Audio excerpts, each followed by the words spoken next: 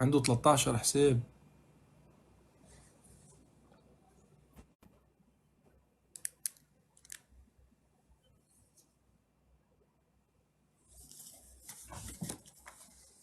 الصوت واضح؟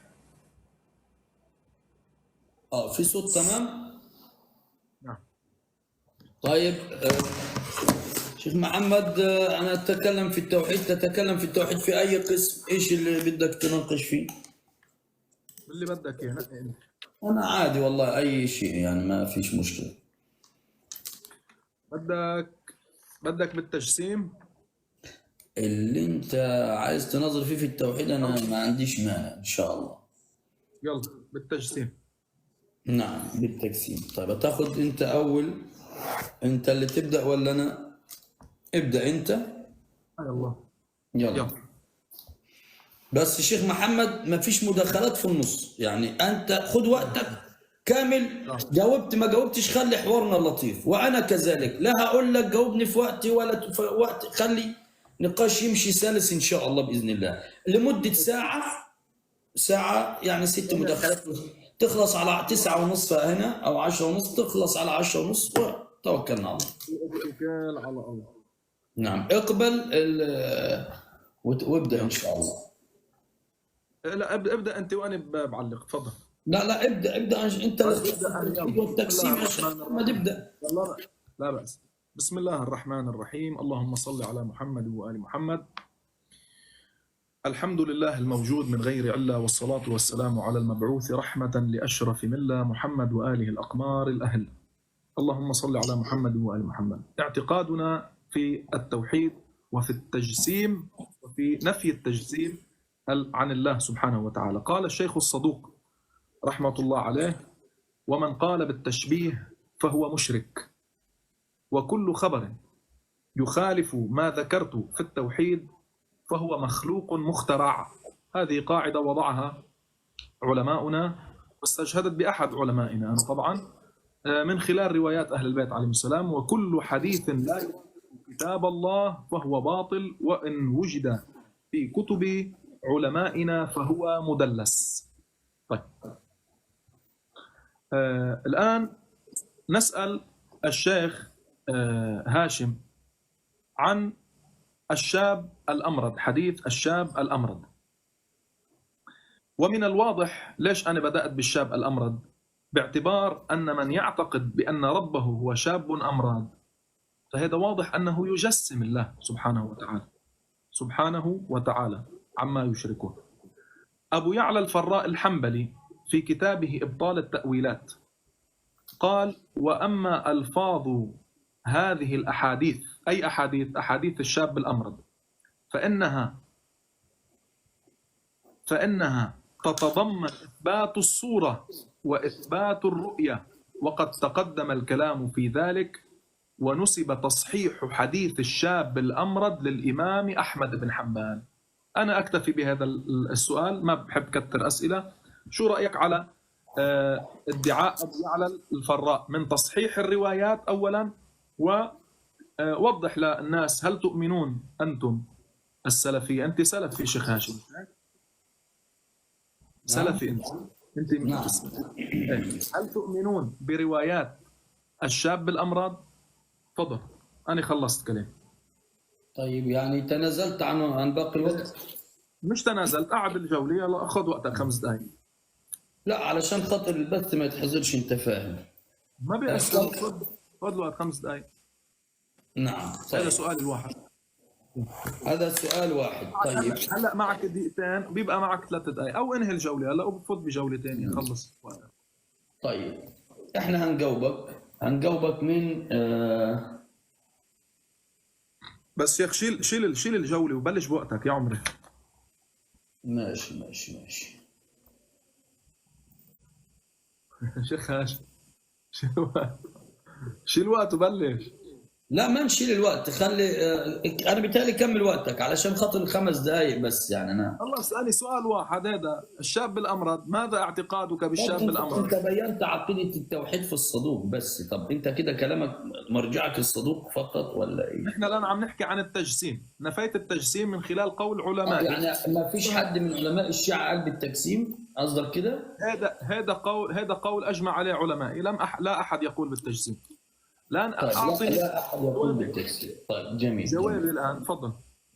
جوابك طيب. باقي دقيقة، يبقى خلاص هاخد 4 دقائق هنكمل بعدها. طب أنا هجاوبك بالمصادر. مسألة الشاب الأمرد يا أخوان، عندنا حديث مختلف في صحته، من العلماء من ضعفوا، ومنهم ابن الجوزي في العلل المتناهية، ومنهم من صححه. الذي صحح هذا الحديث قال أنه رؤيا منام، يعني لا يصح ورؤيا المنام هي حق وليست حقيقة. فنفس السؤال هرد عليك، هل عندما رأى يوسف عليه السلام 11 كوكبا والشمس والقمر رآهم يسجدون لله، وسيدنا يوسف ماذا قال؟ قال يا أبت هذا تأويل رؤياي من قبل. هذا تأويل، يعني لما رأى أباه وأمه وإخوته يسجدون له قال يا أبت هذا تأويل رؤياي من قبل. فالسؤال لك، هل الرؤية الأنبياء تستلزم الحقيقة ولا فقط تكون حقا لا تستلزم أن تكون حقيقة؟ ده السؤال ده أرجو أن أنت تسجله عندك. دي حاجة. الشاب الأمرد هنطلع بالأدلة أيضا. ده يا إخوان كتاب. بلش وقتك. أيوه ماشي نبلش وقتنا.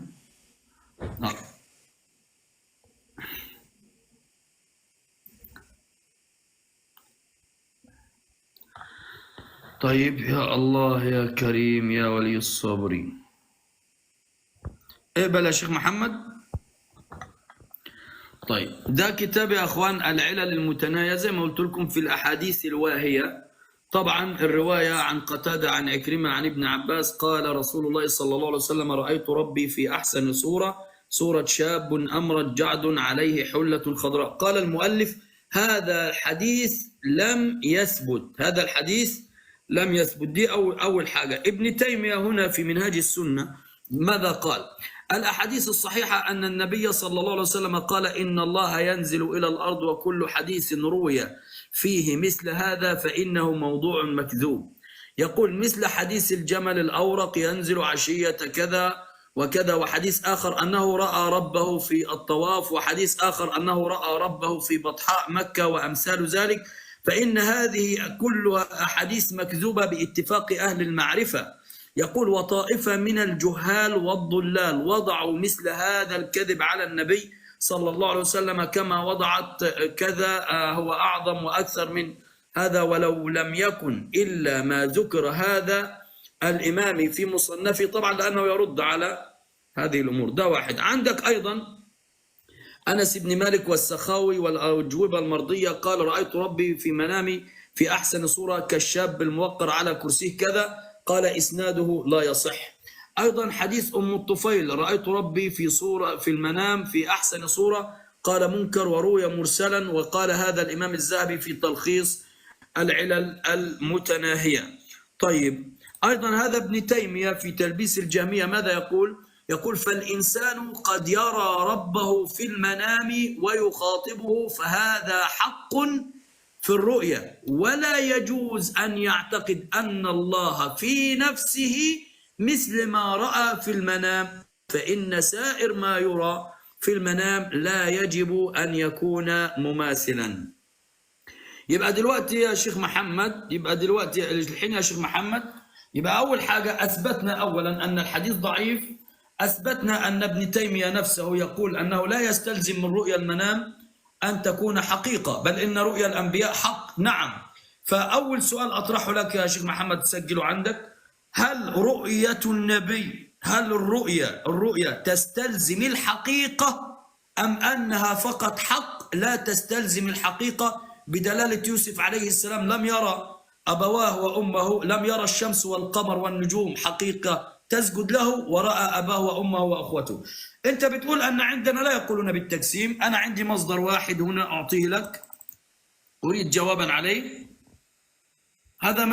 هذا كتاب يا أخوان، كتاب التنقيح في شرح العروة الوثقى للعلامة الخوئي. طبعا يتكلم هنا في مسألة الطهارة. ماذا يقول؟ يقول وهذا شوف والعجب من صدر المتألهين حيث ذهب إلى هذا القول في شرحه على الكافي وقال ما ملخصه. العلامة الخوئي يرد على صدر المتألهين، يقول هذا قوله: إنه لا مانع من التزام أنه سبحانه جسم إلهي. يبقى أنا عندي دلوقتي عالم يا جماعة الخير بيقول لا مانع من التزام أنه سبحانه جسم إلهي، فإن للأجسام أقساما، جسم مادي وجسم كذا، إلى أن قال ومنها جسم إلهي وهو فوق الأجسام. طبعا الخوئي هنا ينكر عليه، فالسؤال الثاني يا شيخ محمد: ما حكم من يقول بالتجسيم مثل صدر المتألهين هنا عند الشيعة؟ يبقى كده عندنا سؤالين. إذن أثبتنا من كتبنا أن حديث الشاب الأمرط هي رواية ضعيفة، ومن العلماء بالفعل من صحح هذه الرواية، لكن من صححها قال أنها رؤيا منام ولا يستلزم أن تكون رؤيا حقيقة، بدلالة أن يوسف عليه السلام رأى 11 كوكبا والشمس والقمر ساجدين له، ومع ذلك لم يراهم على الحقيقة وإنما رأى أباه وأمه. وقال سيدنا يوسف ماذا؟ يا أبت هذا تأويل رؤياي من قبل قد جعلها ربي إيش؟ حقا. إذن هي حق ولكن ليست حقيقة. والسؤال الثاني: ما حكم صدر المتألهين الذي قال أن الله جسم إلهي؟ نعم، الوقت بقى 10 ثواني، هستأذنك بس ثانية وجاي شيخ محمد. يلا.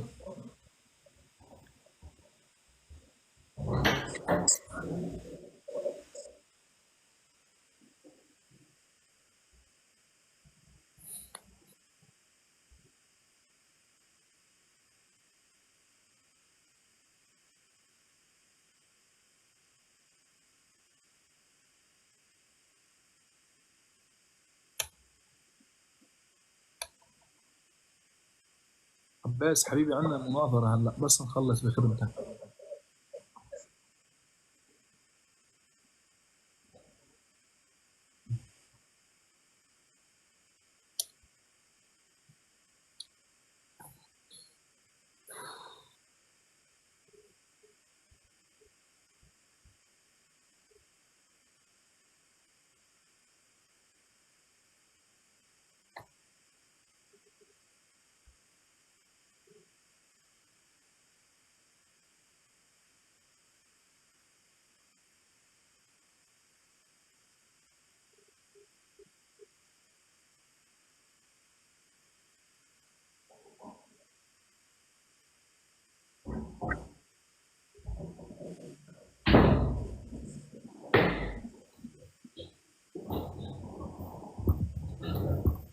نعم، تفضل ابدأ وقت الشيخ.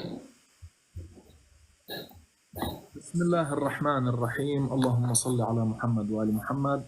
أما بالنسبة للسؤال الأول اللي سألته جنابك، رؤية النبي تستلزم الحقيقة؟ قد تستلزم الحقيقة وقد لا تستلزم الحقيقة، تستلزم تأويل حسب الرؤية ما هي. طيب، بالنسبة لسؤالك الثاني للسيد الخوئي وصدر المتألهين، فأنت أجبت عليه، يعني بحمد الله أنت أجبت عليه، إنه السيد الخوئي اعترض عليه وقال له هذا لا يمكن أن يقال طبعا. ولذلك أما الشيخ صدر المتألهين رحمة الله عليه لم ركز معي الشيخ هاشم هون منيح لحتى تسجل المعلومة، لم يكن يلتزم بالجسمية لله سبحانه وتعالى، ولذلك لم يكفره السيد الخوئي نفس اللي انت جبته. ولذلك ماذا قال؟ والعجب من صدر المتألهين، ما قال والكافر صدر المتألهين. فتعجب منه، كيف تنسب هذا القول إلى يعني كيف ينسب هذا القول إليك؟ يعني أنت بحمد الله رددت أن السيد الخوئي رد عليه، قال والعجب من ذلك. يعني نحن لا نقبل أن يطلق على الله أنه جسم، هذا مشهور الإمامية. هلا واحد من الإمامية قال بذلك لا بأس، قوله عليه حجة، أنت تناظر شيعي على المشهور. طيب هذا والسيد الخوئي كما ذكرت جنابك الكريم. طيب أما خلصنا من أسئلتك الآن، انتهينا على جنب. نأتي إلى ابن تيمية. ابن تيمية أنت يا شيخ طلعت كلام ابن تيمية، ما جبت أصلا حديث الشاب الأمرض اللي طلعته كله، ما جبت حديث الشاب الأمرض. وابن تيمية ما جبت حديث الشاب الأمرض. هلا راجع ما جبت حديث الشاب الأمرض. طيب لأنه ليش؟ اسمع ليش شيخ، اسمع شيخ هاشم، اسمعوا يا أهل السنة يا إخواننا ويا أهل الشيعة يا إخواننا.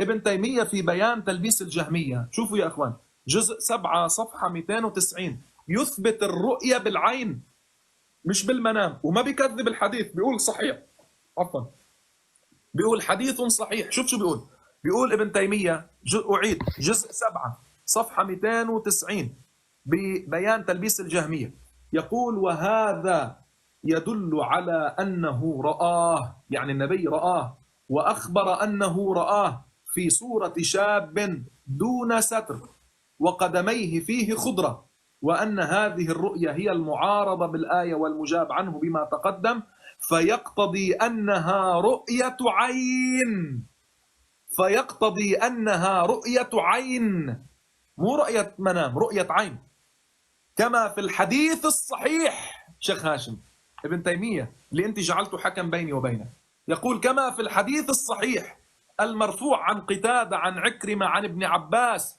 قال رسول الله رأيت ربي في صورة شاب أمرد له وفرة جعد قطط في روضة خضراء. طيب هذا ابن تيمية اللي جعلته حكم بيني وبينك. بعد من أيها الأحبة؟ في كتاب الإيضاح من كبار علماء أهل السنة ابن الزاغوني، في كتاب الإيضاح في أصول الدين صفحة 530، شوفوا شو بيقول. بيقول اتفقت الروايات عن إمامنا أحمد بن حنبل أن النبي ليلة أسري به رأى ربه، واختلفت الروايات بماذا رآه، ومشهور الروايات أنه بعينيه. فإذا أنا عم بحكي عن هاي الرواية، إذا جايب روايات تاني ما أدري، أنا أتكلم عن رواية قتادة شيخ، رواية قتادة، الرواية الصحيحة عن قتادة أنه رآه بعينيه، وهو المعتمد عليه عند جماعة أصحابنا يعني الحنابلة، وعليه عامة أهل النقل والسنة، وعليه عامة أهل النقل والسنة. فإذا الآن أثبتنا من خلال ابن تيمية ومن خلال ابن الزاغوني الحنبلي، يعني ابن تيمية السلفي وابن الزاغوني الحنبلي، الحنابلة كلهم يقولون أن رؤية النبي لربه برؤية عين، رؤية عين. طيب بعد ماذا أتحدث؟ طيب يقول هذا الحديث رواه إمامنا أحمد عن حماد بن سلمة عن قتادة عن عكرمة عن ابن عباس أن هذا الحديث، شيخ ركز هذا الحديث، ما تجيب لي حديث آخر، هذا الحديث أن النبي قال رأيت ربي، وقال أحمد في رسالتي هو حديث صحيح، وقال لغيره حدث به فقد حدث به العلماء. الإمام أحمد بن حنبل يقول حدث به فقد حدث به العلماء. فما حكم ابن تيمية الذي أثبت الرؤية بالعين وابن الزاغوني؟ تفضلوا شيخ. طيب حكم ابن تيمية كما قلت أنت، يعني أنت لما جيت تتكلم عن صدر المتألهين قلت ما كفروا كفر الخوئي، ما كفر صدر المتألهين. الخوئي أنكر عليه. أول من قال بالتقسيم هو من؟ هو لا في قبليه على فكرة، صدر المتألهين متأخر، أول من قال بالتقسيم هنبين. المهم يا اخوان ماذا قال؟ هو قال لا مانع من التزام ان الله جسم الهي. تقول لي لم يلتزم، ده هو قال لك لا مانع، ما عندوش مانع من الالتزام بالتجسيم. يعني انا مش عايز اطلع المصادر اكثر من مره يعني حتى ايه لا استنزف الوقت. اهو كلام الخوئي واضح وضوح الشمس يا اخوان. شوف يقول وقال ما ملخصه انه لا مانع من التزام أنه سبحانه جسم إلهي. ما فيش مانع أن يلتزم صدر المتألهين أنه جسم إلهي، ده واحد. شيخ أنت بتقول ابن تيمية، ده ابن تيمية هو، ابن تيمية طبعا ينقل أقوال العلماء، لا يقر بأن الله عز وجل يرى رؤيا عين. هذه كتاب بيان تلبيس الجهمية هو أمامك. وهنا يقول ومن علماء الحديث بهذا بل رواه للاحتجاج ولم يثبت أحد في الأحاديث المعروفة عند أهل العلم بالحديث كما بينا. يقول وقول ابن عباس قد جمعنا ألفاظه فأبلغ ما يقال لمن يثبت رؤيا العين. إذن هذا دليل على أن العلماء مختلفين. لمن يثبت، لم يقل أنه أثبت يا شيخ، ركز، أن ابن عباس أراد بالمطلق رؤيا العين لوجوه، أحدهما أن يقال هذا المفهوم من الرؤيا. وأيضا الحديث أنت بتقول ما أخرجت الشاب الأمرد، لا أهو العلل المتناهية في الأحاديث الواهية. إذ يا جماعة عن ابن عباس قال رسول الله رأيت ربي في أحسن صورة. صورة شاب إيه؟ تقول لي ما طلعت الشاب، هو نفس الشاب الأمرد أهو. قال هذا الحديث لا يثبت وطرقه كلها عن حماد بن سلمة. قال ابن عدي قد قيل ابن أبي العوجاء كان ربيب حماد فكان يدس في كتبه هذه الأحاديث. إذن ابن الجوزي يضعف الرواية. طب ابن تيمية يا جماعة الخير تعال شوف عقيدة ابن تيمية. ده مين؟ كتاب الاستقامة لابن تيمية. الاستقامة لابن تيمية يقول شوف يقول وفيهم من يتأول قوله رأيت ربي في أحسن صورة وفي صورة كذا وكذا ويجعل الأمرد ربه، وهؤلاء الحلولية والاتحادية. ليس أهل السنة من يجعل الأمرد ربه يا شيخ. ده مش كلام هاشم هنداوي، ده كلام مين؟ ابن تيمية. تعال أعطيك أيضا كلام ابن تيمية أيضا في تلبيس الجهمية في تأسيس. يقول فإن سائر ما يرى في المنام لا يجب أن يكون مماثلا، ولكن لا بد أن تكون الصورة التي رآه فيها مناسبة. إذن ابن تيمية يقول أن ما يرى في المنام لا يجب أن يكون مماثلا، وهذا رقم 2. تعال الإمام الترمذي، شوف كلها بالأسانيد والله والأدلة. الإمام الترمذي يقول وقد ذكر في مواضع، طبعا ده يتكلم عن اليد ليس الأمر هنا. تعال بقى أنا أعطيك شيخ، أنت بتقول أيضا ليس صدر المتكلم بس، ده كتاب يا إخوان الموسوعة الرجالية يتكلم عن هشام بن الحكم. هشام بن الحكم يا جماعة روى هشام بن الحكم عن أبي عبد الله وأبي الحسن، وكان ثقة في الروايات حسن التحقيق بهذا الأمر. وقال الطوسي في الفهرست كان من خواص سيدنا ومولانا موسى بن جعفر. ده أول من قال بالتقسيم عند الشيعة يا أخوان. ده كتاب نقد الرجال أيضا يقول وهذا الرجل عندي عظيم الشأن رفيع المنزلة. ماذا يروي هذا الرجل يا أخوان؟ ده كتاب اسمه التوحيد. يعني أنت تدخل باب التوحيد عند الشيعة تجد أن من التوحيد عندهم يقول عن هشام بن الحكم قال في الجسم. طبعا محمد بن الفرج يقول كتبت إلى أبي الحسن أسأله عما قال هشام بن الحكم في الجسم. شوف ماذا يقول يروي عنكم أن الله عز وجل جسم صمدي نوري معرفته ضرورة. المعصوم تبرأ من قول هشام، قال لا يصح هذا، لكن العبرة فين؟ أن هذا يروي عن الأئمة لم يتبرأ من هشام نفسه، وهو عند الشيعة ثقة. أيضا في كتاب التوحيد يقول إن هشام بن الحكم يقول قولا عظيما ألا إني اختصرت منه يزعم أن الله جسم.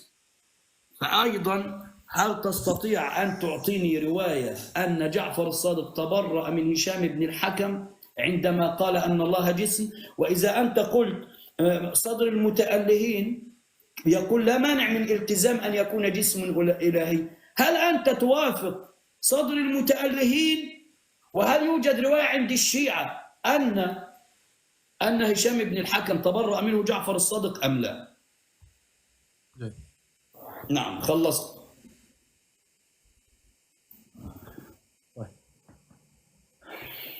بسم الله الرحمن الرحيم. اللهم صل على محمد وآل محمد. سؤالك بالنسبة لروايات هشام بن الحكم، السيد الخوئي مولانا السيد الخوئي في معجم رجال الحديث قال إن هذه الروايات بأجمعها ضعيفة لا يمكن الاعتماد عليها. خلصنا سؤالك مش الحال. الآن أثبتت جنابك الكريم شيخ هاشم إنه ابن تيمية عنده تناقض. ما عنده تناقض. اللي قريته انت كذب حديث الشاب الامرد، رجع قريت بصفحه ثانيه انت جنابك لا قال هو تمام ورؤيه عين، اكد رؤيه العين. هون ببيان تلبيس الجهميه غير الجزء السابع صفحه 290، يا ريت بتطلع عندك. قال وهذا يدل على انه رآه. مع مين القول؟ غير اللي انت قريته، غير انا ما قريت اللي انت قريته. هلا انت اثبتت لي تناقض ابن تيميه، جزاك الله خير، احسنت، ماجور. قال وهذا يدل، ركز، اكتب اللي انا عم اقول لك اياه، وهذا يدل على انه رآه، واخبر انه رآه في صورة شاب دونه ستر وقدميه فيه خضرة، وان هذه الرؤيا الى ان يقول فيقتضي انها رؤية عين، رؤية عين، رؤية عين يقول، كما في الحديث الصحيح المرفوع عن قتادة عن عكرمة عن ابن عباس قال رسول الله رأيت ربي في صورة شاب أمرد له وفرة جعد قطط في روضة خضراء. طيب ابن الجوزي في كتابه دفع أكف التشبيه يقول وروى ابن حامد في حديث ابن عباس عن النبي أنه قال، هذا ابن الجوزي اللي قلت لي أنت لم يقل بذلك، أنه قال ولما أسري بي رأيت الرحمن في صورة شاب أمرد له نور يتلألأ وقد نهيت عن وصفه لكم فسألت ربي أن يكرمني برؤيته ما أدري، وإذا هو كأنه عروس رب عروس، وإذا هو كأنه عروس حين كشف عن حجابه مستوي عن العرش. أي رب هذا بالله عليك؟ أي رب هذا؟ رب عروس، رب شاب أمرد وفي رب عروس. هل هذا إشراك؟ هل هذا ما أدري، والله ما أدري. ربي عروس، قال له ربي عروس. طيب أبو زرعة الرازي، طيب الحنابلة ذكرنا أقوالهم، ابن تيمية ذكرنا قوله، قال رؤية عين، قال رؤية منام الشيخ، قلنا له لا رؤية عين، عم بيقول ابن تيمية رؤية عين يابا مو رؤية منام. طيب أبو زرع الرازي الحافظ المعروف ماذا يقول؟ قال حديث قتادة عن عكرمة عن ابن عباس في الرؤيا صحيح رواه شاذان وعبد الصمد بن كيسان وإبراهيم ابن أبي سويد لا ينكره إلا معتزلي. صار معتزلي الشيخاش، لا انقلب الآن اليوم من السلفية إلى الاعتزال، صار معتزلي. طيب أما بالنسبة لقول، رجعت أنت جبت قول صدر المتألهين، قلت لك نحن لا نقبل، يعني الشيعة لا يقبلون، ونحن علماءنا مش معصومين، بس أنت جيب لي أغلبية علماءنا شيء. لما أنا جبت لك، أنا صرت ذاكر أبو زرعة الرازي الحافظ المعروف، جبت لك ابن الجوزي، جبت لك ابن تيمية، جبت لك ابن الزاغوني في كتابه الإيضاح، جبت لك أبو يعلى. طب هولي خمسة أنا الآن جبتهم يقولون بأن الرواية صحيحة والرؤية رؤية عين. طيب بتقول لي أنت صدر المتألهين قال جسم إلهي، طبعا شو قصده جسم إلهي؟ كمان إلى معنى، على فكرة التفت كمان معنى صدر المتألهين صحيح، نحن لا ننكره، ولكن لفظه غلط. أنت فهمان صدر المتألهين ماذا يقول؟ الآن راح طلع لك صدر المتألهين ماذا يقول، بما أنك أنت باعتبار أنت جبت ما وراء الكلام كله يا أخي. قال السيد الخوئي والعجب من صدر المتألهين حيث ذهب إلى هذا القول في شرحه على الكافي، وقال ما ملخصه إنه لا مانع من التزام أنه سبحانه جسم إلهي. شو معناته هذا الكلام؟ شوف شو معناته هذا الكلام، رح أقول لك إياه باختصار مشان ما نطول. هذا الكلام باختصار، اللهم صل على محمد وآل محمد، ثواني فقط.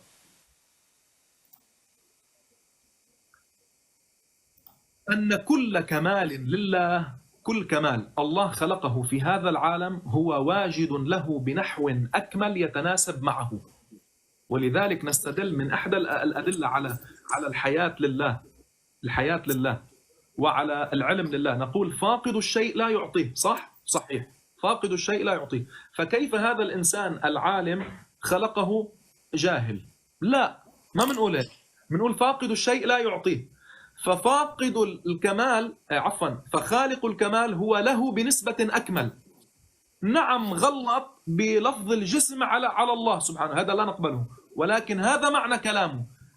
اقرأ كلام الملا صدرة بيتضح كلامه كله، انه مراده انه له جسم إلهي، يعني جسم يتكامل، جسم يناسب هذا الألوهية، ولكن لا نقبل نحن أنه جسم إلهي، لا نقبل هذا اللفظ.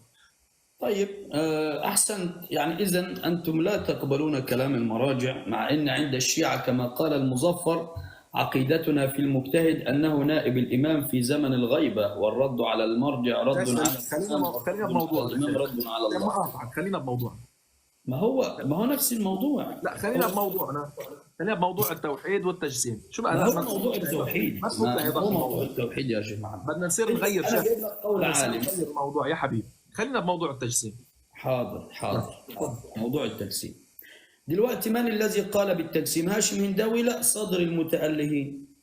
قول صدر المتألهين يقول لا مانع من التزام أنه سبحانه جسم إلهي. انتهت. موضوعك بقى مع صدر المتألهين. الكلام أوضح من الشمس، الواحد بيفهم أدنى لغة عربية. دي حاجة. الحاجة الثانية، أنا جاوبتك على الشاب الأمرد وطلعت لك التضعيف وطلعت لك كلام ابن تيمية. يقول كلام ابن تيمية متناقض. ليس ذنبي أنك لا تفهم نقل ابن تيمية ونقد الروايات وكلام ابن تيمية. طلعت لك ابن تيمية بنفسه أمام الشاشة يقول ممن يقول برؤيا العين. ده كلام ابن تيمية، ما جبتلكش حاجة من كيس يعني. وعلى الشاشة. أنا ليه بطلع على الشاشة؟ علشان خاطر ما حدش يقول لي إيه لا انت قلت كذا. لا، انا بطلع لك كل حاجه يا مؤمن على الشاشه. رؤيه العين اختلف فيها العلماء، رؤيه روايه الشاب الامرد اختلف فيها العلماء. وهو لما سالته هل الرؤيه تستلزم ان تكون حقيقه، قال لك قد تستلزم ان تكون حقيقه وقد لا تستلزم. انت اجبت على نفسك. يعني الدليل دخل في احتمال الحق والحقيقه، والدليل اذا تطرق الى الاحتمال بطل به الاستدلال. انت تناظر هاشم هنداوي. تعال بقى، انت بتقول لي هشام بن الحكم الخوئي ضعف كل روايات هشام بن الحكم. ايه رايك ان انا اثبت لك ان الخوئي يصحح روايات هشام بن الحكم؟ تعال اعطيك. تعال. طبعا يا اخوان، لما يجي يسقط هشام بن الحكم، ده سقط كتاب التوحيد عند الشيعه. يا جماعه الخير، ده كتاب التوحيد. يعني الشيعي دلوقتي بيفتح بيلاقي كتاب التوحيد في وشه ينقل عن هشام. على فكره 3/4 روايات التوحيد عند الشيعه منقوله عن هشام بن الحكم. فإذا سقط هشام بن الحكم سقطت أغلبية روايات التوحيد عند الشيعة. ما فيش توحيد بقى عن الأئمة. شوفوا كم رواية. أدي رواية كتاب التوحيد الصفحة 103، كتاب التوحيد الصفحة 100، كتاب التوحيد الصفحة 98. كل دي روايات بتتكلم عن التوحيد. طيب، ده كتاب الشافي في شرح أصول الكافي، يعني يشرح أصول الدين عند الشيعة. يقول علي بن حمزة قال قلت لأبي عبد الله عليه السلام سمعت هشام بن الحكم يروي عنكم إن الله جسم. يا رجل، ده هشام بن الحكم يكذب على الأئمة. طبعا المعصوم عند الشيعة للأمانة النقلية صمد النوري معرفته ضرورة. قال سبحان من لا يعلم أحد كيف. لكن الرواية دي هل هي ضعيفة؟ يقول لك رواية هشام بن الحكم ده إيه يا جماعة قدامكم؟ الحديث الأول إيش؟ موثق. هل الموثق حجة عندك يا شيخ؟ نعم. انظر إلى الهنداوي. ادي يا جماعة كتاب التنقيح في شرح العروة الوثقى للعلامة الخوئي، المجلد الثامن الصفحة 384. فإن أكثر الرواة بين زيدي أو فتحي أو واقفي أو غير ذلك من الفرق لغير الإثنائية، وقد أثبتنا الخوئي يثبت في محله أن الموثق حجة كالصحيح. وهشام بن الحكم برواية موثق، هشام بن الحكم يروي عنكم إن الله جسم. إذن هشام بن الحكم برواية عندك حجة كذب على أهل البيت. ما حكمه؟ شيخنا كفر الرواية لو سمحت. شيخنا كفر الرواية. أي أنا قلت لك الرواية ينفي جعفر الصادق. أنا أجبتك جعفر الصادق ينفي لو سمحت. أنا عندي مسألة أخرى. أحسن، جزاك الله خير. أيوة، أنا بقول لك ينفي. جعفر الصادق ينفي، لكن لم يتبرأ من هشام وأنتم وثقتموه. وثقتم رجل يا شيخ يقول بالجسمية. الله أكبر. تعال شوف في كتاب الأصول، ده اسمه يا إخوان كتاب الأصول ال16 عند الشيعة. زيد عن عبد الله بن سنان قال سمعت أبا عبد الله يقول إن الله لا يخاصر العبد المؤمن يوم القيامة، والمؤمن يخاصر ربه يذكره بذنوبه. قلت ما يخاصر ربه؟ فوضع يده على خاصرته. كيف المعصوم يضع يده على خاصرته فيقول هكذا؟ إذا مشبه كما يناجي. وأيضا يقول إن الله ينزل في أول الزوال على الأرض على جمل أفرق يصال بفخذيه أهل عرفات. ممكن تجاوبنا على الرواية كيف الله عز وجل يصال بفخذيه وكيف له خاصرة يا شيخ؟ إيش هذا الرب؟ أما كلام عروس ابن الجوزي أصلا يضعف كل روايات التشبيه والتكسير، ما فيش روايات أصلا عندنا بهذا. جاوبنا على روايتك يا شيخ وعن هشام بن الحكم الذي كذب على أهل البيت ولم تتبرؤوا منه ووثقتموه. نعم.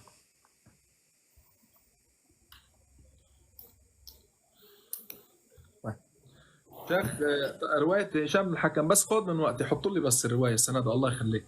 هشام أنا بن الحكم رواية من وقتي خذ اللي هشام بن الحكم. ماله هشام؟ لا، معلش يا شيخ، طلع أنت واقرأ، معلش أنا آسف، أنا أحب الحوار يمشي كويس. خذ وقتك وقول اللي أنت عايزه في رواياتك، لكن علشان الحوار ما يخربش. مش إن الله عز وجل جسم صمدي نوري. هاي يا اخوان فيها عن علي بن ابي حمزه البطائني وهو واقفي.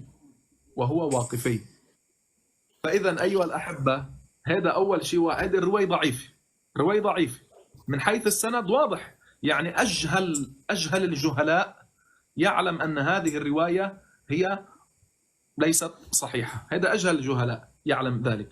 طيب، هذا امر واحد. امر اثنين، ذكرنا أن الله سبحانه وتعالى عنده، بعد ما جئنا بتناقض كلام ابن تيمية، ذكرنا ابن تيمية يذكر أن الرؤية بالعين، برجع بيقول لي الرؤية بالمنام. يا بالرؤية بالعين ابن تيمية، برجع بعد لك ضيعناها.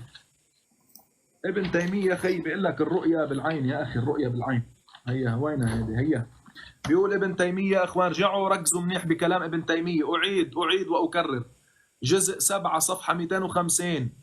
ابن تيمية في بيان تلبيس الجهمية يقول: وهذا يدل على أن النبي رآه وأخبر أنه رآه في صورة شاب دونه ساتر وقدميه فيه خضرة. يقول: فيقتضي أنها رؤية عين أيها الأحبة. طيب، إذا جينا إخوان إلى مصدر الدر المنثور للسيوطي، السيارات إخوان، ما بعرف إذا لأول مرة لعلكم تسمعوها، هاي لأول مرة لعل الشيخ هاشم ما بعرف إذا سمعها. شيخ هاشم الآن هسه شاب أمرض، يا محلى الشاب الأمرض قدام الدجاجة يا إخوان، بقبقيك. شوفوا الرواية في الدر المنثور للسيوطي الجزء 4 صفحة 264. كذلك في كتاب تاريخ دمشق، مدينة دمشق، جزء 64 صفحة 212.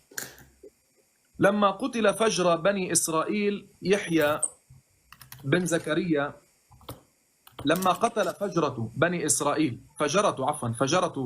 إسرائيل يحيى بن زكريا، أوحى الله إلى نبي من أنبيائه أن قل لبني إسرائيل: إلى متى تجترئون على أن تعصوا أمري وتقتلوا رسلي، وحتى متى أضمكم في كنفي كما تضم الدجاجة أولادها في كنفها.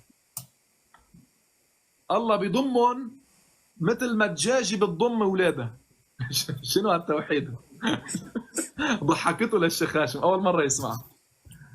الله يقول لنبي من الأنبياء: أيمتى بدكم تضلكم هيك وأنا عم ضمكم مثل الدجاجة؟ شنو هذا بعد؟ أي تجسيد! يا ريتك خليتك بالشاب الأمرض، يا ريت ضليت بالشاب الأمرض يا شيخ هاشم. وصلنا للدجاجة. طيب، بعد ماذا أقول؟ ما أدري يعني. الآن كل كلامه الآن الشيخ هاشم بالنسبة لمين؟ بالنسبة للملا صدر، وقلنا له الملا صدر شو المراد منه من خلال كلامه يعرف ما هو المراد منه ونعترض عليه. وهو قال: كل الشيعة يعترضون عليه. لماذا قلت أيها الشيخ أنه جسم؟ هذا لا يصح. نحن توقيفيون عند الأسماء الإلهية، توقيفيون عند الصفات الإلهية، توقيفيون. هذا المشهور عنا. فأما الشاب والأمراض فأنا ذكرت لك مين؟ ذكرت لك ابن تيمية، ذكرت لك ابن الزاغون الحنبلي، الحنابلة، ابن تيمية السلفي، الرازي. مين قلنا بعد؟ نعم، قلنا أبو زرعة الرازي الحافظ المعروف كما قلنا، ابن الجوزي. طيب، هول كلهم بعد مين؟ بعد أبو يعلى الفراء الحنبلي في كتابه إبطال التأويلات قال: وأما ألفاظ هذا الحديث، أحاديث الشاب الأمرض، فإنها تتضمن إثبات الصورة. شوفوا يا إخوان ماذا يقول أبو يعلى الفراء. يقول لتتضمن إثبات الصورة وإثبات الرؤية، وقد تقدم الكلام في ذلك. ونسب تصحيح هذا حديث الشاب الأمرد للإمام أحمد. الإمام أحمد يقول حدثوا به حدثوا به. فيا ريتك ضليتك بالشاب الأمرد وما جينا على الرب الذي يقول أضمكم في كنفي كما تضم الدجاجة أو لا. هلا إذا هو دجاجة أنتوا صيصان شيخ. تفضل تفضل. طيب. كتاكيت صيصان يعني كتاكيت شيخ هاشم مشان تعرف نعم. طبعا الشيخ محمد لم يرد على أن الله ينزل على جمل وأنه أصغر من الجمل وأنه يوصل بفخذين، لم يرد. كل ذلك لا نقبله لا نقبله. كل ده لا نقبله لا نقبله. وكأن اللي نقل لا نقبله. هذا رد لا نقبله. شو بعمل؟ لا تقاطع. الرواية اللي انتم سمعتوها منه يا اخوان، هل ذكر سندا للرواية؟ الجواب لا. لا ذكر سند للرواية ولا ذكر. كتاب الدرر المنصور زيه زي أي الكتب، فيه الضعيف وفيه الصحيح وفيه هكذا، لكن هل ذكر سند للرواية؟ لم يذكر سند. هل رد على الرواية بتاعته قال لك إيه؟ الحمد لله. شوف يقول لك إيه؟ كل علمائنا ردوا على صدر المتألهين وخطأوه.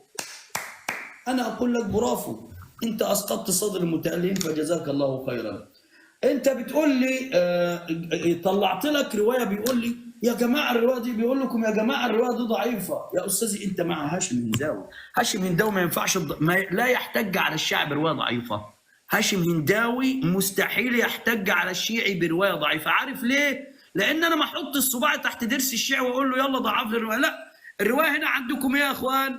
الرواية هنا المحقق هذا ماذا قال؟ شوف أمامكم الآن يا أخوان هشام بن الحكم الشافي في شرح أصول الكافي ماذا يقول؟ سماحة الشيخ عبد الحسين الشيخ عبد الله المظفر ماذا يقول يا أخوان؟ مؤسسة التاريخ العربي بلبنان، مطبوع عندك يا شيخ.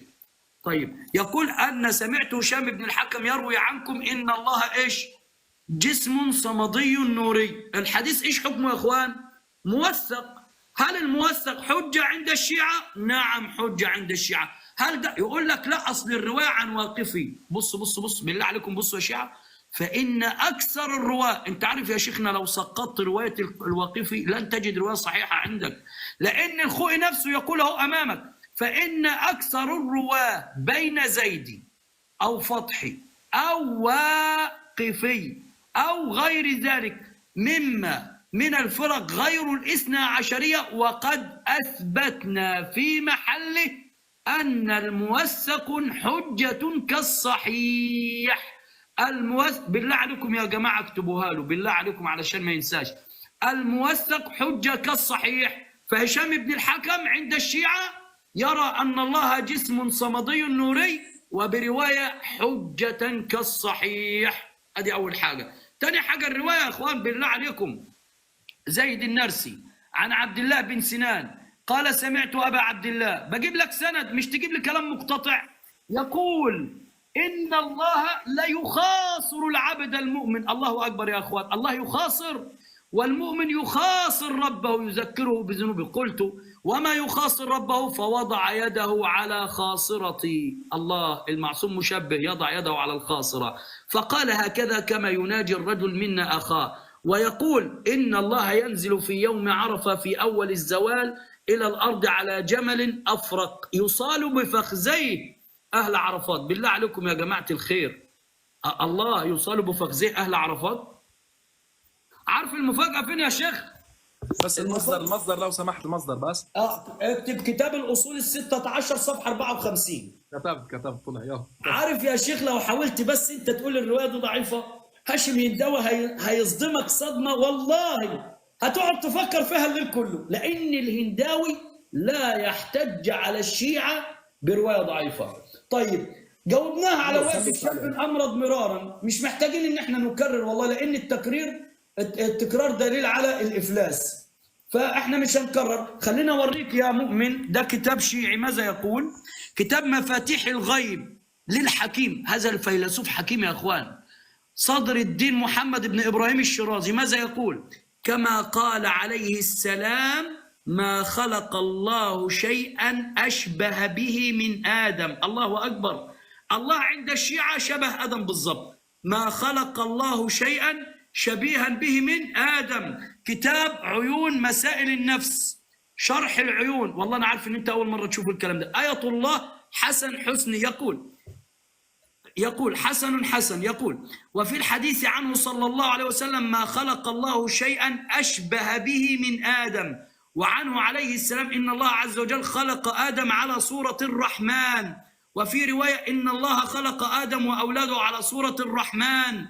طب يا شيخ، أنت لما تقول لي إن الروايات دي مش مقبولة، سبب التضعيف إيه؟ سبب التضعيف إيه؟ أرجع وأسألك يا شيخ، ما جاوبتنيش.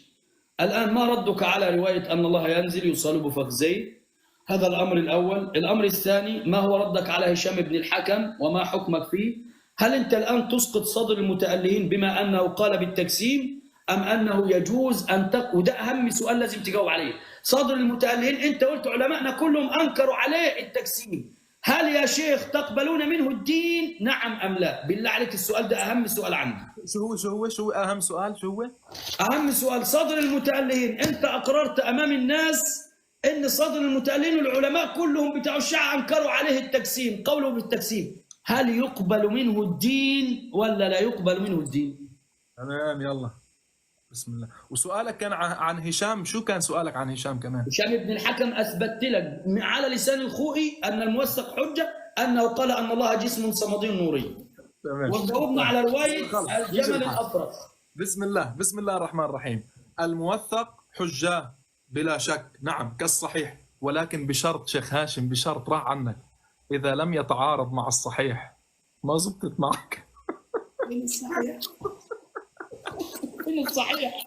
من الصحيح؟ صحيح، ولكن إذا تعارض الصحيحان هو له مشكلة، يتساقطا. بس إذا تعارض الصحيح مع الموثق ماذا نفعل؟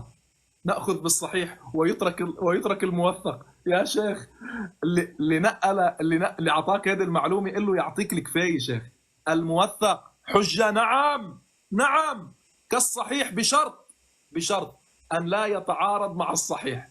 خلصنا منه. أما بالنسبة لصدر المتألهين اللي ماسك لي راية صدر المتألهين، قلنا لك بهذا الأمر ننكر عليه، وما عنا قداسة لأي حدا قدام الله وأهل البيت أبدا. ولذلك علماءنا أنكروا عليه. أنا بديش أنكر عليه، علماءنا كلهم أنكروا عليه. ولكن أنت إلك الجرأة الآن إنك ترد على ابن تيمية، تدافع عن ربك. ابن تيمية أثبت الرؤية بالعين. لما تقول لي اتخذ منه الدين ولا لا، أنت ده سؤالي، خلي بالك. لحظة لو سمحت، هلا حداش بياخذ دين من حدا، هو ناقل. حداش بياخذ دين من حدا، هو ناقل للدين.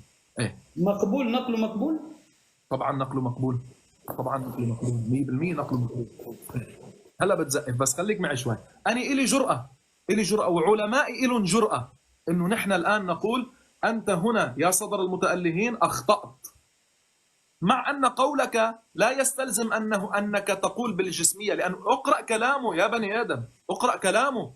هو يريد أن يقول أن كل كمال خلقه الله فلله هو أكمل. كما العلم مخلوق لنا. الآن أنا الله خلق لي علم فيه، ولكن لله علمه مثل علمي؟ لا، علمه أعظم من علمه، إلهي.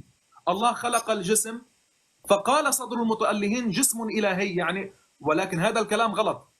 ولكن المعنى صحيح بهذا المعنى اللي فسرت لك، ولكن لفظ الجسم على الله لا نقبله. طيب، شو قلت لي بعد؟ سألتني أسئلة. شو سألتني؟ كنت عم بتقول لي هشام بن الحكم إذا يا إخوان أنتوا التفتوا شو عم يحكي؟ عم بيقول إذا سقطنا هشام بن الحكم، الروايات لهشام بن الحكم تسقط. كيف بدها تسقط؟ كيف تسقط روايات هشام بن الحكم؟ الشيخ السيد الخوئي ضعف الروايات عن هشام بن الحكم اللي بتنقل الجسمية عن هشام بن الحكم، مش ضعف روايات هشام بن الحكم. شو إشباه؟ ركز معي. أنا عم بحكي بالشمال، أنت عم ترد باليمين. لا، أنا بدون وأخرج، ما تشغلش. ما مشكلة. طيب، أما الكتاب الأصول ال16، بس خليه يطلع لنا، يا ريت بيطلع لنا. في اسمه زيد عن عبد الله. زيد مين هذا؟ زيد النرسي، وهو مجهول، فهي رواية ضعيفة. الآن تضحك لي الآن بالرد بدي اسمع ضحكتك ونواجذك إلى دينك. تضحك لي؟ ايه جايك الآن. هلا خليك. خلصنا من هذه الرواية، انتهينا. طيب عندنا بعد أيها الأحبة، شوف شو بيقولوا. اللهم صل على محمد وآل محمد. شوف شو بيقولوا يا أخوان. هون التفت لي الشيخ هاشم، بدي هذا السؤال، أنا عم بسألك سؤال واحد، أنت تسألني سؤالين، أنا سؤال واحد. في كتاب طبقات الحنابلة شوف شو بيقول. بيقول: سألت أحمد بن حنبل عن الأحاديث التي تردها الجهمية في الصفات. سأل الإمام أحمد عن الأحاديث التي تردها الجهمية في الصفات والرؤيا والإسراء وقصة العرش، فصححها الإمام أحمد بن حنبل. ماذا فعل؟ صححها وقال: قد تلقتها الأمة بالقبول وتمر الأخبار كما جاءت. أنت الآن سؤالي لك، حديث الشاب الأمرض عن حماد عن قتادة صحيح أو لا؟ هذا واحد، سجل لي لو سمحت. هل هو صحيح أو ليس صحيحا؟ ومن أين علمت أنه رؤية؟ من أين علمت أنه رؤية؟ أعطيني الحديث قال أنه رؤية لو سمحت. هو السؤال صعبة؟ مو صعبة. أنت بتقول لي رؤية شاف بالمنام. أعطيني هذا الحديث اللي عم بحكي عنه. رأيت ربي في صورة، هذا الحديث إخوان ركزوا معي واكتبوا له السؤال، الظاهر ما عم يسمعني. رواية ابن حماد عن قتادة عن عكرمة عن ابن عباس قال رسول الله: رأيت ربي في صورة شاب أمرد له وفرة جعد قطط في روضة خضراء. وين قال النبي إنه رؤيا؟ هيدا ما تجيب لي حديث ثاني. هيدا الحديث وينه؟ كمان هير، جيب الجفت وكمان هير. يلا تفضل. نعم، أنا أحيي جرأة الشيخ محمد على هذه المقولة. عارف يا شيخ محمد، أنا لو خرجت من المناظرة دي بالجملة اللي أنت قلتها دي والله تكفيني. عارف الشيخ قبل ما تبلش بس ما بعد ما بلشت، بس كمان نحن قلنا رأينا بصدر المتقالين أنه أخطأ هنا، وقلنا أنه كلامه في لفظ الجزء. أعطيني رأيك بمن يقول أن حديث قتادة صحيح ويثبت رؤية العين. ماذا تقول عنه؟ انت الآن بدي اشوف جرأتك الآن. يلا. ايوه شوفوا يا اخوان، هو طبعا الكلمة والله قسما بالله يعني انهى كل كلام، المفروض ان هو انهى كل كلام ممكن يقال. اذا كان عندكم يا شيعة من يقول نصا ان بالالتزام ان الله جسم، لا مانع ان يكون جسم الى من التزام، مش لا مانع من الجسم، لا مانع من التزام أن يكون سبحانه جسم إلهي ينقل الدين. الله أكبر. إذن أي واحد شيعي من بعد اليوم من المفترض لا ينكر على أي أحد جاء بأي شبهة في مسألة التقسيم، إذ أن الشيخ محمد قال عن الذي يقول نصا بالجسمية يصح أن ينقل الدين. قال كده ولا ما قالش يا شيعة؟ قال كده يا شيعة، قال أن الذي يقول أن الله جسم يصح أن ينقل الدين. فكيف تنكر علينا أي قول لأي عالم سواء كان صوابا أو كان خطأ، إذ أن الذي يقول في الله جسم عندك يجوز أن ينقل الدين. هذا الأمر الأول. الأمر الثاني يقول طبعا يقول ما رأيك بالذي يقول رؤيا العين؟ إحنا عندنا قاعدة أساسية أن الأمر إذا تطرق إلى الاحتمال، طلعنا أمام الشاشة مرارا الحديث، هناك من صححه وهناك من ضعف. اللي صححه اللي أنت قلت عليه ابن تيمية لما نقل، حتى ابن تيمية طلعت لك من تلبيس الجهمية أنه قال هناك من يقول برؤيا العين وهناك من يقول برؤيا المنام. ده ابن تيمية اللي قال كده. الحديث نفسه رأيت ربي، هل النبي وضح أنها رؤيا عين؟ لم يقل رؤيا عين. هل النبي وضح أنها رؤيا منام؟ لم يوضح أنها رؤيا منام. إذن الدليل محتمل ولا ليس بمحتمل؟ الدليل محتمل، والدليل إذا تطرق إلى الاحتمال بطل به الاستدلال. والسلام عليكم ورحمة الله وبركاته. لكن أنت تقول لي هذا زيد مجهول يا إخوان. مجهول من يا شيخ؟ أنت ما تعرف كتبه. الخوئي اللي أنت بتحتج بالسيد العلامة الخوئي يا جماعة، معجم رجال الحديث السيد الخوئي المجلد 8 الصفحة 368 يقول الأول طبعا بيتكلم عن كتاب زيد النرسي أنه فيه قولين، هناك من ضعفه وهناك من أخذ به. تعال في صحة هذا الكتاب يقول الأول في صحة كتاب زيد الزراد وأن الكتاب له وأنه ليس موضوع، والثاني في وثاقة زيد وعدم وثاقته. عارف العلامة الخوئي ماذا قال؟ العلامة الخوئي صدمك صدمة السنين. يقول وكيفما كان فالصحيح أن الكتاب لزيد الزراد وليس بموضوع. وأما الأمر الثاني وثاقته فاستدل على وثاقته بأمور غير قابلة للذكر، والمهم منها أمران: الأول رواية ابن عمير عنه وهو لا يروي إلا عن ثقة. أنت عارف يوم ما تقول يا شيخ إن زيد مجهول، أنت أسقطت مراجع الشيعة الذين قالوا أن ابن أبي عمير لم يروي إلا عن الثقات. يا شيخ أنت في مدرسة. أنا نفسي تقول لي لا، أي حد يروي عنه ابن عمير لا يستلزم أن يكون من الثقات. والله أسجلها لك وانشرها كده. الشيخ محمد درويش يقول أن ابن عمير الذي قال العلماء أنه لا يروي إلا عن ثقة، ابن عمير لا يروي عن الثقات بل يروي عن المجاهيل، كما قال الشيخ منو، كما قال الشيخ محمد. دي حاجة. الحاجة الثانية يا إخوان، يقول طبعا أسئلته هو أنا أجبته على رؤيا العين، أجبته على الشاب الأمرد، سألته هشام بن الحكم يا شيخ الرواية موثقة. ما جاوبتني. لا الرواية موثقة. أنت هشام بن الحكم لحظة لحظة يا شيخ. لا في وقتك بالله عليك يا شيخ محمد، خلي الحوار ينتهي. النقاش لحد دلوقتي بدي هالسؤالين شيخ بس. في وقتك قول لي ما جاوبتنيش زي ما أنا بقول إن أنت ما جاوبتش. المهم لا نشوش على المستمع، خلي الحوار يمشي لطيف. ده مين يا إخوان؟ ده هشام بن سالم يا جماعة الخير، ثقة. هشام بن سالم برضو نفس الكلام يا أخوان، يرى. وقول هشام الجوالقي وما يقول في الشاب الموفق. الله أكبر. إذن عند الشيعة هشام بن سالم الثقة يقول أن الله شاء رؤية الشاب الموفق. فما هو حكم الآن؟ هل ستسقط هشام بن سالم؟ هل ستسقط هشام بن الحكم؟ هل الآن بعد قولك هل مصر أنت على هذا القول؟ من قال بالتجسيم يصح أن ينقل الدين للناس ولا لا يصح؟ اللي أنت قلته أنا بس والله مش عايز إلا دي، يعني مش عايز. وما جاوبتنيش على أي رواية على فكرة. طلعت لك إن الله خلق آدم أشبه به، الروايات اللي طلعتها من كتب الشيعة ومراجع الشيعة. بس انت ما جاوبتني على السؤالين. الروايه صحيحه عندك او لا؟ باقي اخر 10 دقائق. مداخله الي ومداخله. بس روايه الشاب الامرد عندك صحيحه او لا عن قتاده؟ لا عندي ان جمهور العلماء على تضعيفها وكما بينت. انت عندك انت شو ماذا تعتقد بها؟ لا تصح. انا لا اعتقد انها صحيحه. يعني ابن تيميه غلطان بتصحيحها؟ ابن تيميه ماله؟ غلطان بتصحيحها؟ اولا ابن تيميه لا ينقل، لا يقول انها صحيحه. ابن تيميه هو يقول كما في الحديث الصحيح. ابن تيميه يقول ان الذي يقول ان الله شاب امرض الحلوليه والاتحاديه. اذا ابن تيميه لا يعتقد ان الله شاب امرض. وهنا في تلبيس الجاميه يقول كما في الحديث الصحيح عن عكرمه، يعني متناقض. ابن تيميه نعم. طيب بس لحظه، عفوا اسمعني. من يقول عندكم ان الحديث صحيح علشان كده مش هنخلص لو سمحت.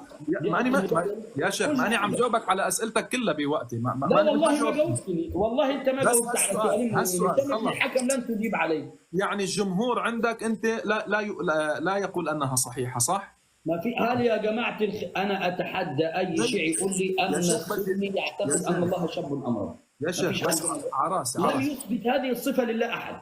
طيب ممتاز. من يثبتها ويقول انها رؤيه عين ماذا تقول به؟ ارجيني جرأة. اعطيني عالم سني قال ان ربي شاب امرض، اتحداه. النقولات احنا بنقول لك ان رؤيا ان اثبات الروايه لا يستلزم ان. شيخ ركز معي الله. انا كنت جريء جرأته. أيوة. خلينا خلصنا الذي يقول بالتسليم يصح الدين. يا شيخ اسمح لي شوي. ما نحن هلا بدنا نخلص. الي مداخله ولك مداخله. انت كن جريء مثلي، كن جريء، دافع عن ربك. انا طلعت لك امام الناس، اطلع لك كلام ابن تيميه للمره الثانيه. بس هذا السؤال يا اخي، هذا السؤال بس ما جاوبت عليه. ابن تيميه للمره الثانيه. يا عم مش بدي ابن تيميه، بدي انت ماذا تقول بالعلماء الذين يثبتون اصلا؟ يا عراسي شيلي من ابن تيميه. شيلي من يقول من علمائك انه حديث صحيح ورؤيه عين، ماذا تقول؟ احكم. الذي يقول انه صحيح ورؤيه عين، الذي يقول أن الحديث صحيح ورؤية عين ربما أخطأ، ليس بمعصوم كما أخطأ عندك صدر المتألهين. وأسقطت وقلت أمام الناس أن صدر المتألهين يصح أن ينقل عنه الدين. أنت قلت طيب انت يصح النقل عنه الدين؟ احنا اي العالم عندنا ليس بمعصوم. ايه التهريج ده؟ شيخ، يعني انت عجبتك جرأتي ما قادر تتجرأ مثلي؟ بالعكس والله، انت لم ترد على هشام. يصح أن ينقل انت لم عنه ترد الدين أو على لا؟ هشام. يصح لم أن ترد ينقل على عنه هشام الدين؟ بن يا الحكم. شيخ، يصح أن لم ينقل ترد عنه على الدين؟ هشام بن الحكم. يصح أن ينقل عنه الدين عندك من يثبت رؤية العين؟ من يثبت رؤية العين لا يقول أن الله رب شاب أمرض، أتحداك. من يثبت رؤية العين ويقول أن الله لا شاب يقول أمرض؟ لا يوجد أحد قال أن الله شاب أمرض يا رجل. إيش هذا؟ عمال أجاوبك. لكن أعطيني لكن مداخلتي. عندك صدر المتألين قال لا مانع من التزام جسم إلهي. أعطيني مداخلتي. يلا خذ مداخلتك. بسم الله الرحمن الرحيم يا اخوان. بما انه ما قال هيك، قال عفوا انه ما حدا قال هيك. طيب، قال الامام احمد في عقائد ائمه السلف، قال الامام احمد فيما روينا عنه ان النبي راى ربه. اقبل الخمس دقائق. راى اخر ربه. مداخله ليك يا شيخ. الامام احمد راى انا مش هقاطعك، ممنوع تقاطعني. طيب شيخ عد لي الوقت. لا 5 دقائق بديش تقاطعني لو سمحت، عد لي الوقت. ماشي، وانت مش هتقاطعني على هذا الشيء. ما راح اقاطعك. بنخلص وبنسلم على بعض ومن جاوبني بس على هشام بن سالم، هشام بن الحكم صدر المتألين لو سمحت. ايه شوف. طيب شوفوا يا اخوان، قال الامام احمد فيما روينا عنه يقول ان النبي راى ربه عز وجل، فانه ماثور عن النبي صحيح اثبت الصحه والرؤيه. هو قال اختلفوا العلماء، منهم من اثبت رؤيه العين ومنهم من اثبت رؤيه بالمنام. انا الان لما اقول لك رايتك بتقول لي قال شو قال؟ هو شو قال يعني الشيخ هاشم؟ قال الاحتمال يبطل الاستدلال. يابا في شيء عرفي، مش كل شيء. يعني انا لما اقول لك رايتك بتقول لي رايتك يعني بالمنام ولا بالحقيقه؟ فانت ما رايتني. خلص، شو هالحكي هذا؟ شو هالحكي اللي ما له واقع؟ انا لما اقول لك رايتك في شيء اسمه حجيه الظهور. لما اقول لك رايت اسدا بتقول لي يمكن شفت قصدك اسدا يعني رجل شجاع. اذا بدك تعمل كل شيء يمكن، يعني كل شيء يمكن، يعطيك العافيه. مش هيك، في شيء اسمه حجيه الظهور. العالم العرف بيفهم منه. رايت ربي، من وين جبت انه المنام؟ لانه انحشرتوا صرتوا تروحوا على المنام، لانه محشورين. ما ادري شو بدكم تعملوا. انا جبت لك اقوال العلماء عندك كلهم من يقول بانها رؤيه عين. طيب، في تلبيس الجهميه ابن تيميه ماذا يقول؟ الجزء 7 يقول قلت هذه الالفاظ المتاخره. ابن تيميه يا اخي شوفوا، ثابته في الصحيح عن ابن عباس. ابن تيميه يصحح. اذا انت عندك قول غير لابن تيميه، والله العلي العظيم يا اخي شوف يا هذه كيف بيعملوها. طيب خليني شوي لحتى كيف بيعملوا الكاميرا هون. شوفوا يا اخوان، بالله عليكم هذا شو بيان تلبيس الجهميه. شوف شو بيقول يا اخوان. قلت ابن تيميه هذه الالفاظ المتاخره ثابته في الصحيح عن ابن عباس، وهو ذكرها في تفسير ولقد راى ربه رؤيا منام. اطلع هتلاقي رؤيا منام. اسمع رؤيا منام والله العظيم اهي فوق فوق. طب عد لي الوقت شوي. اعد لك الوقت بس اقرا الكلام اللي فوق. لقيت لك الجوله. يلا عراسي هديك والله 5 دقائق. اقرا اللي فوق. اقرا. قال القاضي. اقرا. شو صار لك؟ اقرا. قال القاضي. اقرا. والله العظيم موجوده فوق رؤيا منام. اقرا. قال القاضي. اقرا. طيب عد لي الوقت. والله لا اعده لك، الوقت. اديك 5 دقائق بس. اقرا قول القاضي. بس اسمعني شوي، خليني بس احكي كلمه. ثواني. لا بالله عليك اقرا قال القاضي. لا بالله عليك تعال خذ 5 دقائق كمان. والله راح اقراها بس هلا انا بخلص دقيقتين وقولي 5 دقائق. جميل، بس اقرا الصفحه كلها. والله راح اقراها. يلا والله لا خلصت لك الدقيقتين واديك 5 كمان. يلا جيد ممتاز. هلا نحن شو عم نثبت لحتى ما واحد ما يغشوا الشيخ هاشم بطريقته. نحن عم نثبت في من يقول بصحتها. قال ابن تيميه لم يقل بصحتها. قلت له لا، قال بصحتها. قال لا، مش كان نقاشنا انا ويا ابن تيميه. هو يقول ابن تيميه اعترف بصحتها او لا. شوف طلع الكلام. انا اديتك والله راح اقراها. وقال والله بالمنام. انا بديك يا اخي انا بديك 5 دقائق ثاني. والله معك دلوقتي 5 دقائق. والله راح اقول قال بالمنام. انا اقول قال، ولكن نحن كان ابن نقاشنا تيمية قال بالمنام. الله اكبر الله اكبر. لك شحار وتعطيه. طيب ابن تيمية يقول بصحة الرواية او لا؟ احسنت يا شيخ. بيطلع كلام ابن تيمية انه قال بالمنام. ابن تيمية يقول بصحة الرواية او لا؟ انت كنت عم تقول لا انت يقول لسه بصحة قايل الرواية. ابن تيمية يقول بالمنام. خلاص يا شيخ محمد طلع يقول واقرا بالصحة او للناس. لا يا اخي؟ يقول بالصحة او لا؟ طلع واقرا للناس. يقول بالصحة او لا؟ يقول اقرا بالصحة. للناس. طيب هنشوف كلام ابن تيمية. بس انت قل لي يقول بالصحة. هنشوف كلام ابن تيمية لو سمحت. بس قل لي يا قدام العالم يقول بصحة الرواية. تحب اطلع لك قول المازندراني ينفي عن ابن تيمية الصورة والتجسيم؟ خير ان شاء الله خير. هلا لي 5 دقائق انا على كل حال. اي والله هديك 5 دقائق. اقرا بس من اول. قال القاضي. انا اشترطت قال القاضي من اول فوق. عراسي قال القاضي: وهذا الاختلاف عنه ليس براجع الى ليلة المعراج، انما هو راجع الى رؤيته في المنام في غير تلك الليلة، رآه بقلبه على نبيه فيما بعد. قلت هو قلت هذا مش قوله، قال قول القاضي هذا. الله ايوه هذه الالفاظ بيتكلم عن الفاظ مين؟ الله اكبر، هذا قول القاضي طلع. ايوه القاضي ابن تيمية بيقول هذه الالفاظ. اي الفاظ؟ اسمع قول الرواية عن قتادة. ايوه هو بيتكلم عن اي الفاظ يا رجل. يقول هذه الالفاظ. اي الفاظ؟ هي اسمع. وهو هي الالفاظ وهو ذكرها في تفسير قولي ولقد لا اقرا من اول. قلت اقرا من اول. قلت لو سمحت. قلت هذه الألفاظ المتأخرة ثابتة في الصحيح،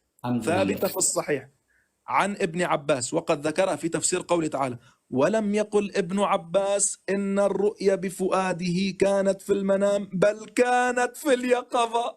أحسنت. إذا ابن تيمية يثبت يقول بل قال ابن عباس. إذا ابن تيمية أثبت. ابن تيمية يقول برؤيا المنام. ابن تيمية يقول برؤيا المنام. الله أكبر الله أكبر.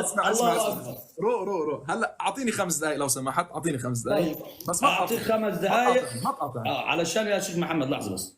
شوف احنا يظل الحوار باحترام، نختلف نتفق. خلاص انا هديك 5 دقائق مش هقطعك، وانا هاخد 5 دقائق ما تقاطعنيش انت، عشان الحوار ينتهي باحترام والناس كده بتستفيد. خلاص انتهى. تمام. احسن. بارك الله فيك يا شيخ هاشم. اليوم اول يوم انت يعني تكون كويس. لا ما انت خذ وقتك واخذ وقتي. انا احب الحوار اللي زي كده. نعم. اذا اخوان بحمد الله سبحانه وتعالى، اولا اثبتنا ان ابن تيميه يقول قلت هذا الحديث صحيح. ابن تيميه هذه الختام. ابن تيميه يقول هذا الحديث صحيح، وابن تيميه يقول ان ابن عباس لم يقل انه في المنام.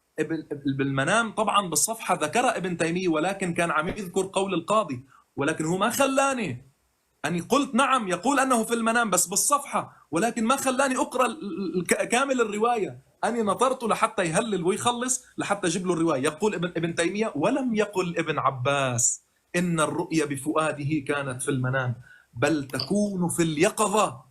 الله أكبر. إذا ابن تيمية أيها الأحبة، بعد ما أدري، أنت في مدرسة الشيخ محمد درويش يا شيخ هاشم، أنت في مدرسة الشيخ محمد درويش، فلا بد أن تحضر جيدا عندما تأتي. ما عليه. كل السنة الآن إخواننا السنة أحبائنا، أدعوكم إلى الله سبحانه وتعالى، إلى أن تعرفوا ربكم سبحانه وتعالى، إلى أن توحدوا ربكم سبحانه وتعالى. لا يغرنكم لا ابن تيمية ولا ابن فلان ولا علان. المهم هو اعتقادكم أيها الأحبة عندما تقفون بين يدي الله سبحانه وتعالى وأنتم تعتقدون أن الله والعياذ بالله سبحانه هو شاب أمرد. الله هذا ابن تيمية الذي يسمونه شيخ الإسلام. بالله عليكم أيها الأحبة السنة، إذا شيخ الإسلام هكذا نحن متألهين عليه. مراجعنا علماؤنا السيد الخوئي رحمة الله عليه زعيم الحوزة العلمية في النجف الأشرف قال: هذا خطأ منك يا صدر المتألهين، وإن كنا نعلم أنك لا تريد الجسمية، ولكن هذا القول هو خاطئ منك لأنه لم يرد في رواية. أما أنتم تسبحون ابن تيمية على الله سبحانه وتعالى وتقدمون ابن تيمية على الله. أين أنتم عن نصرة ربكم؟ هسا النبي فهمنا تبررون لفلان ولعلان. طب الله يابا هذا الله سبحانه وتعالى. ابن تيمية سألتك سؤال الآن، أثبتت أن ابن تيمية يقول طبعا مش بس ابن تيمية، ابن تيمية والحنابلة. مين ذكرنا دغري بسرعة؟ أبو يعلى الفراء الحنبلي، عفوا بعد بسرعة، ابن الزاغوني، الإمام أحمد بن حنبل، أبو زرعة الرازي الحافظ المعروف وغيرهم، ابن الجوزي ذكرنا، كلهم يقولون ماذا؟ بصحة. بتقلي مشهور إذا هولي مش مشهور، بعد مين مشهور علمائك؟ إذا مشهور علماؤك يقولون ماذا؟ أن هذا الحديث صحيح. ومشهور علماؤك يقولون أن الرؤيا برؤية العين. أين هذا التوحيد؟ أين هذا التجسيم؟ أين هذا التوحيد من هذا التجسيم؟ دافعوا عن ربكم، قولوا ابن تيمية غلطان. لا، ابن تيمية مو غلطان، غلطان ونص. قفوا بين يدي الله، ارجعوا إلى ربكم يا إخواننا يا أهل السنة والجماعة أيها الأحبة. طبعا سليمان بن صدق الحافظ يقول: من لم يؤمن بحديث عكرمة فهو زنديق. الله أكبر. يعني من لم يؤمن بحديث هذا الشاب الأمرد هو زنديق. هذا في كتاب إبطال التأويلات لأخبار الصفات. شو بيقول؟ بيقول: قال وأبلغت أن الطبراني قال حديث قتادة عن عكرمة عن ابن عباس عن النبي في الرؤيا صحيح. يا عمي بدنا تجيب لنا واحد. انت مين اللي قال ضعيف؟ غير مشهور قال ضعيف مشهور. مين اللي قال ضعيف؟ لو كل العلماء اللي عم جيب لك اياهم انا حدث. يعني هل انا احشم الشيخ هاشم؟ يعني انت يا شيخ هاشم بناء على سليمان ابن صدق الحافظ، حاشاك، بناء عليه انت زنديق. بناء عليه هو يقول: من لم يؤمن بهذا الحديث فهو زنديق. قال: ومن زعم أني رجعت في هذا الحديث بعدما حدثت به فقد كذب. ومن لم يؤمن بحديث عكرمة فهو زنديق. ومرة ثانية يقول: فهو معتزلي. فإذا أيها الأحبة يا إخوان أهل السنة، ارجعوا إلى الله، ارجعوا إلى توحيد الله. لا تقبلوا لا كلام ابن تيمية ولا كلام أمثال هؤلاء العلماء الذين يجسمون الله سبحانه وتعالى. على الأقل يا أخي، على الأقل قولوا أنهم غلطانين. يا أخي أنا ما بدي شيء من الشغاس هاشم، ما بدي لا تقول لي أنا مش بس اللي ابن تيمية غلطان. أمام الدليل، بالدليل أمام عيونك الآن طلعنا لك. نرجع نعيد ونكرر لحتى ننهي هاي بعد عندي. خلصت نعم. بس ابن تيمية شو بيقول؟ هذا خلصت. قلت هذا ابن تيمية في تلبيس الجهمية: هذه الألفاظ المتأخرة ثابتة في الصحيح عن ابن عباس، ولم يقل ابن عباس إن الرؤيا بفؤاده كانت في المنام بل تكون في اليقظة، والحمد لله رب العالمين. اللهم صل على محمد. تفضلوا شيخ هاشم. نعم. الحمد لله يا إخوان. والله العظيم أنا ما وجدت تناقض مثل هذا. يقول لك لا تقبل من ابن تيمية الذي لم يصرح أن الله جسم، لكن اقبل عادي من صدر المتألهين الذي قال أن الله جسم. عجيب أمرك يا شيخ محمد. عمركم شفتوا تناقض بالشكل ده؟ يقول لك يا أهل السنة لا تقبلوا كلام ابن تيمية، مع أن لا يوجد أي شيء أن ابن تيمية قال أن الله جسم. طلعت له صدر المتألهين أمام الشاشة وهو يقول أنه لا مانع من التزام جسم إلهي. ما تقبلش من ابن تيمية، لكن اقبل من مين؟ اقبل من صدر المتألهين الذي يقول أنه لا مانع من التزام أنه جسم إلهي. طبعا يقول ابن تيمية، أنا والله مش هطلع لك عالم سني ينصف ابن تيمية. وهذه الطامة الكبرى، أن علماء الشيعة نفوا عن ابن تيمية التجسيم، لكن هو اعترف أن صدر المتألهين علماء الشيعة أنكروا عليه التجسيم، ومع ذلك قال لك يجوز أن ينقل منه الدين. ما استطاع أن يجيب على هشام بن سالم ولا هشام الجوالقي الذين قالوا بالشاب الموفق. ده شرح أصول الكافي لمحمد صالح المازندراني المجلد الرابع صفحة 72. يقول: وأكثر مجسمة المتأخرين نظير ابن تيمية، ده بيقول عليه ابن تيمية، لا يثبتون لله تعالى صورة معينة كصورة الإنسان. محمد صالح المازندراني الشيعي بيقول لك ابن تيمية لا يثبت لله صورة. الله أكبر، لقد أنصفنا من؟ عالم شيعي. الله أكبر يا أخوان. تعالوا انظر أيضا في كتاب الاستقامة لابن تيمية ماذا يقول؟ يقول في صورة كذا وكذا، ويجعل الأمر ربه، وهؤلاء الحلولية والاتحادية منهم من يخص بالصورة الجميلة ويقول بمظاهر الجمال. الذي ابن تيمية بيقول أن الذي يقول أن الله شاب أمرض حلولي واتحادي يا شيخ. هنا ده بيان تلبيس الجهمية أمام الناس. أنت في مدرسة الهنداوي. يقول رأيت ربي في المنام في خضر من الفردوس إلى أنصاف ساقي في نعلان من ذهب، وهذا الحديث الذي أمر أحمد بتحديثه قد صرح فيه بأنه رأى ذلك في المنام. إذا ابن تيمية هو يقول أنها رؤيا منام. كتاب إبطال التأويل لأخبار الصفات ماذا يقول؟ يقول يا أخوان هنا سمعت أبا زرعة يقول من أنكر حديث عكرمة عن ابن عباس قال رأيت ربي فهو معتزلي. وسمعت أحمد بن مهران يقول إلى أن قال أن هذا يا أخوان يتضمن التضليل. تعال بقى أنا أوريك شيء آخر مهم. ده من يا جماعة ده المشكلة إن إحنا بنطلع كلام ابن تيمية يا أخوان، لكن هنقول إيه؟ أدي بيان، أدي كتاب العلل المتناهية يقول وهذا الحديث لا يثبت.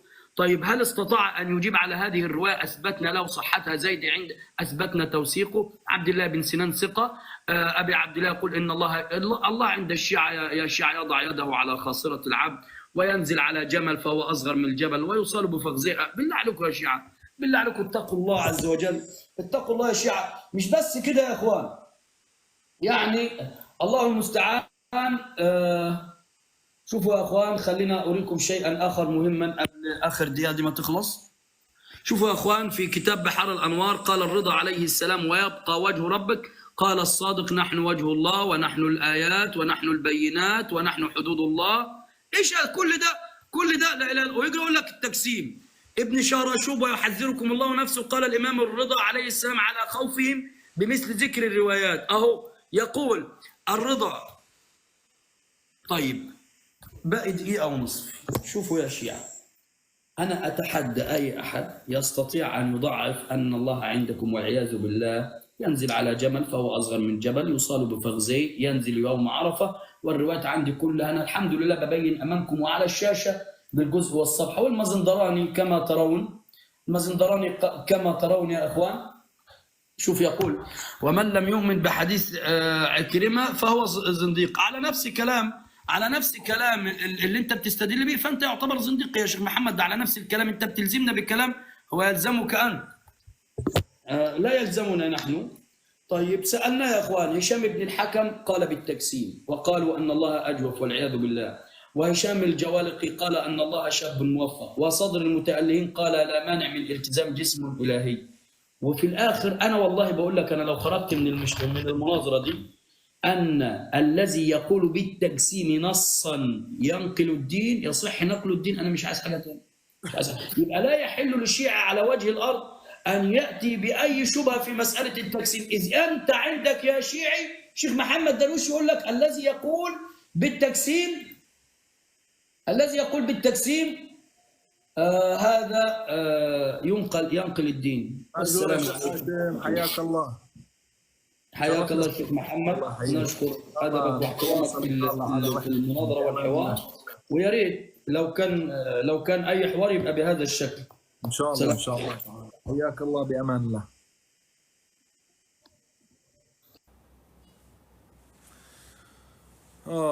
الحمد لله رب العالمين. اللهم صل على محمد وآل محمد. الحمد لله رب العالمين. يا الله. السلام عليكم ورحمة الله وبركاته. سبل يواك الله. حياك الله يسلمك يا حبيبي يا حبيبي. أحسنتم مولانا، أبدعتم. الله تكرار شبهات ما راح يستحق تكرار شبهات وأنت أجبته تمام، لكن لا تسمن ولا تغني من جوع إلا إذا أراد أن يسمع المستمعين. رؤية الشاب الموفق هذه ضعيفة عندنا وصحيحة عندهم، وطاء الشيخ كان جواب. قضايا أخرى مال جمل الأفراط كذلك ضعيفة وضعف العلام النفسي. من الفت له نظره له للإخوان، حتى لو نحن تعاملنا مع الحديث نحن مش عباد نصوص، عفوا مش عباد أسانيد. حتى لو على فرض صحيحة مخالفة للعقل، ما الصحيح هو ليس حجة إلا بالدليل. يعني الصحيح هو حجية ظنية. أيمتى بيصير حجة قطعية؟ يعني إذا وافق القطع العقل، فإذا اجت العقل أن يدل